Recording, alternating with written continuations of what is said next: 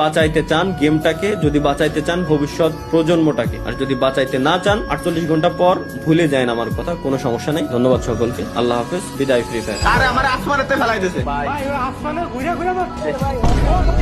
আরে ওর ভাই ও করলো কি আবার? আল্লাহ আস্তাগফিরুল্লাহ লা ইলাহা ইল্লাল্লাহ। देख के अरे ये कहाँ से आ गया? ये देखो खेले CS रैंक नहीं तो फिर बताओ, अब बैन ही नहीं हो रहा है, इसको रिपोर्ट भी किया।